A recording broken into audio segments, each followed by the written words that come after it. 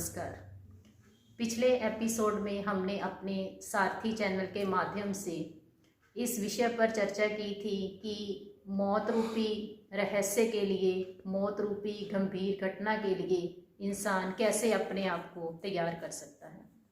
जब कोई भी हमारा रिश्तेदार, कोई भी हमारा बहन भाई, कोई भी मित्रगण जब हमारा साथ छोड़ जाता है तो हम कैसे अपने आप को, इस स्थिति में हम अपने आप को कैसे ढांढस बंधाएं और कैसे हम अपने आप को सांत्वना दें, इस विषय पर आज हम चर्चा करने जा रहे हैं। हमारे साथ हैं परम पूज्य श्री धनवंत सिंह जी। परम पूज्य जी नमस्कार, बहुत बहुत स्वागत आपका। पूज्य श्री जी, आज हमें इसी विषय के बारे में बताएं कि जब हमारा कोई अपना हमारा साथ छोड़ जाता है तो कैसे हम अपने आप को संभालें। ये सवाल अर्जुन ने कृष्ण भगवान को किया था। जब कृष्ण भगवान जी ने अर्जुन को समझाया था ये सिस्टम जो है, जो जितने करोड़ों लोग हैं, ये एक इंसानी जीवन का एक लक्ष्य होता है, जियो और जीने दो। ये इस चीज़ पर पाबंद नहीं है। ये हम सब रिश्तेदार थे, सारे एक दूसरे से प्यार करने वाले थे। मैंने इनको कहा भी 7 गांव इनको जीने के लिए दे दो, तो ये नहीं माने। इनका बहुत कोशिश करने के बगैर डॉक्टर पहले इलाज करता है, दवाई देता है, कोशिश करता है। जब सब कुछ फेल हो जाता है फिर उसको वो अंग काटना पड़ता है। तो इसके लिए क्या, अर्जुन को कहा भी इन लोगों को ही इस दुनिया में रहने का कोई हक नहीं। जो किसी को रहने से खुश नहीं, किसी को खाने से खुश नहीं, उसको कोई हक नहीं, इसलिए इनको तू मारेगा। क्योंकि ये सारे आपस में रिलेटेड थे। कोई गुरुजन था, कोई बुजुर्ग था, कोई रिश्तेदार था। तो अर्जुन ने कृष्ण भगवान के आगे गीता में हथियार फेंकते, हे भगवान, ये मेरे गुरुजन हैं, मेरे रिश्तेदार हैं, मेरे बुजुर्ग हैं, इनको मैं नहीं मार सकता। जब एक क्वेश्चन खड़ा हो जाता है, संतों का एक ही काम होता है, सब मुश्किल से मुश्किल मसले को हल करता है। तो उस वक्त गीता में कृष्ण भगवान उपदेश देते हैं, हे अर्जुन, ये जो बोलनहारे आत्मा को मरने वाला या मारने वाला समझता है, दोनों ज्ञानी हैं। जैसे कोई जरा बख्तर राजा एक लिबास उतार कर दूसरा लिबास धारण कर लेता है, ऐसे आत्मा उसी वक्त नया लिबास धारण कर लेती है। ये कोई मारने वाला नहीं है, ये तो तेरे हाथ से ये काम होना है। तो पहले तो फिर उसको कहा ये कैसा लिबास धारण करती है। तो सात संगत फिर वो कहते हैं, हे अर्जुन, जो देवी देवताओं की पूजा करते हैं उनकी आत्माएं पहले देवलोक में जाती हैं, मुक्ति नहीं मिलती, फिर वापस आ जाती हैं। दूसरी बात, जो पितरों की पूजा करता है वो पितरलोक में जाता है, वहाँ मुक्ति नहीं मिलती, फिर वापस आ जाता है। जो जिन भूतों की पूजा करता है वो भूतलोक में जाता है, वहाँ भी मुक्ति नहीं, वापस आ जाता है। जो मेरे निज स्वरूप को जानकर, मेरे विराट स्वरूप को जानकर मेरी पूजा करता है, वो मेरे में समा जाता है। मैं आज बताने जा रहा हूँ मेरा असली स्वरूप कौन था, नकली स्वरूप कौन है। देखो, उसी वक्त हाँ 18वें अध्याय में कहता है, हे अर्जुन, देखो मेरा अविनाशी विराट स्वरूप। पहली बात, इन आंखों से तुम मुझे नहीं देख सकता।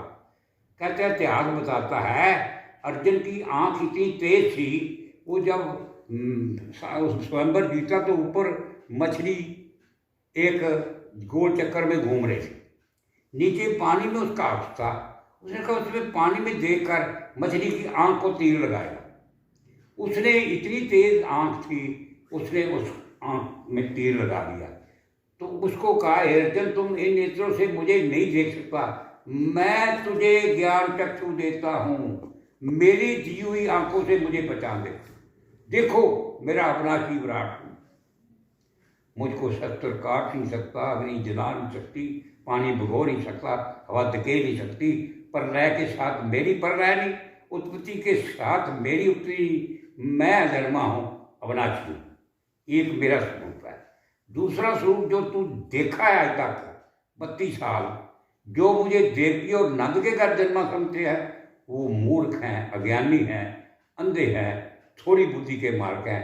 जो मेरा निर्गुण स्वरूप है ये अविनाशी है, सरगुण स्वरूप है, ये दोनों स्वरूप मेरे तू देख ले। फिर एक बार उसके जीवन में एक बहुत बड़ी अड़चन आई, उसके लड़के को मारा गया। वो मरा इसलिए भी जो उस चक्रव्यूह में घूमना था, एंटर होना था, उसका तरीका अर्जुन ने अपनी वाइफ को सोते हुए बताया था। जब निकलने की बारी आई तो उसकी वाइफ सो गई।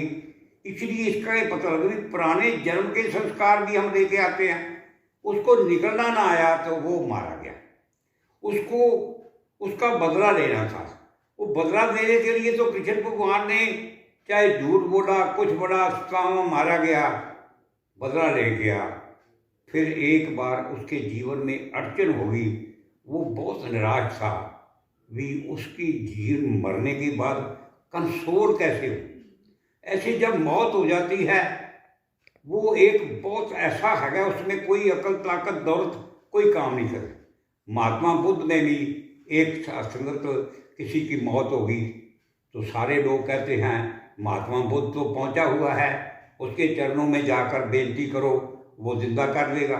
वो आ रहा था गांव में तो कहता है भी महात्मा हमारा लड़का मर गया है, आप तो पहुंचे हुए, आप तो परमात्मा में जानने वाले हैं। कहते इसको जिंदा कर दो। कहते मैं जिंदा कर दूंगा, पर एक बात, बैठो, एक थोड़ी सी तेल ले आओ। वो थोड़ी सी तेल उस घर से लाने हैं जिस घर से कोई मौत ना हो। तू गांव में जाकर लेके आ, जिस दिन वो तेल ले आएगी तो मैं इसको जिंदा। वो सारे घरों में गई, सारे गांव में घूमी, कोई भी ऐसा घर ना हो भी जिस घर में कोई मरा ना हो। तो वो उसको ज्ञान हो गया। ये एक बार फिर अर्जुन ने भी कृष्ण भगवान को कहा, उसको समझाने के लिए। उसने कहा जब सोने का बर्तन ला। तो अर्जुन, कृष्ण भगवान ने उसको कहा सोने का बर्तन लाओ। वो कहते कि शायद भगवान अब कोई करामात कर रहा है। कहते सोने के बर्तन को पानी से भर लो। भर लाया। कहते इसको फिर उसी दरिया में फेंक दो। फेंक दे।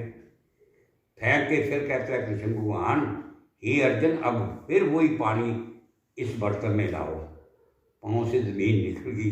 एक बार जो पानी निकल जाता है वो नहीं आता, एक बार जो आत्मा निकल जाती है वो वापस नहीं आती।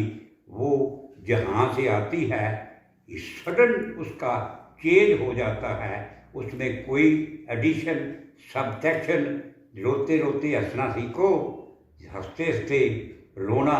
जितनी चाबी बड़ी है राम ने, उतना चले खिलौना।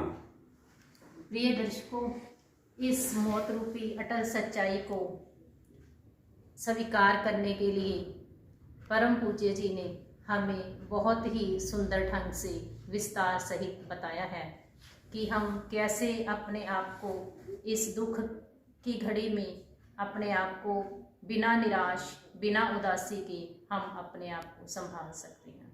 अगर आप हमारे चैनल को पसंद कर रहे हैं तो लाइक, शेयर और सब्सक्राइब करें।